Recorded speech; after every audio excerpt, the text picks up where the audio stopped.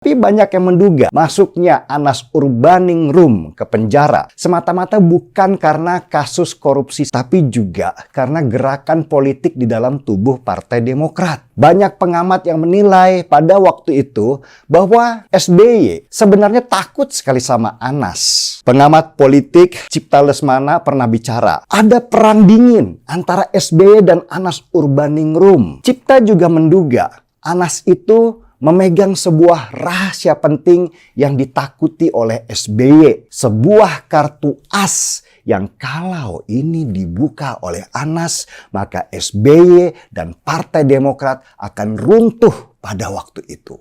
Karena hari-hari itu saya dengan Mas Anas ya, dan juga mendampingi Mas Anas ke Cikeas. Dan memang posisi saya waktu itu kan di balik layar.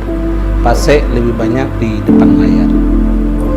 Jadi kita menyaksikan betul bagaimana rangkaian-rangkaian kriminalisasi ini disetting sedemikian rupa untuk menghancurkan Anas gitu. Dengan berbagai argumentasi. Bisa saja publik akan menolak itu. Tetapi faktanya adalah memang itu yang terjadi pada waktu itu. Seorang ketua umum yang terpilih dengan sah, legal, dikriminalisasi oleh seorang SBY dengan berbagai alasan, dengan alasan penyelamatan Demokrat dan sebagainya. Saya respect dengan Pak SBY, tetapi dalam konteks ini saya mengkritik cara Pak SBY. Kenapa? Karena ketika saat itu Partai Demokrat berada di persentase 20,4%. Lihat sekarang, ketika Partai Demokrat dipimpin oleh Pak SBY, dipimpin oleh AHY, dipimpin oleh Mas Ibas, 7,7%. Jauh lebih parah ketika settingan ketika Mas Anas dikriminalisasi itu. Hancurnya Demokrat justru sekarang ketika di tangan Pak SBY. Dan tidak ada satupun publik yang bicara. Malah settingannya sekarang adalah DPC, DPD bilang loyal kepada AHY. Itu settingan yang menyesatkan proses demokrasi di dalam tubuh Partai Demokrat.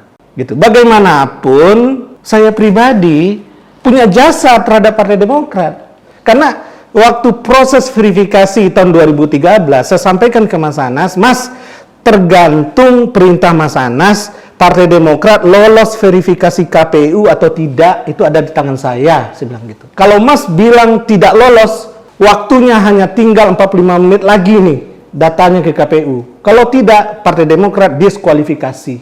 Mas Anas bilang apa? Loloskan. Lalu saya bilang ke Mas Anas, Mas, kalau ini lolos verifikasi, 2 minggu paling lama, Partai Demokrat lolos verifikasi, Mas jadi tersangka. Saya bilang gitu ke Mas Anas. Ternyata benar? Ternyata benar. Setelah lolos verifikasi, Pak SBY bicara di Jeddah. Yang tadi dijelaskan tadi. Yang tadi.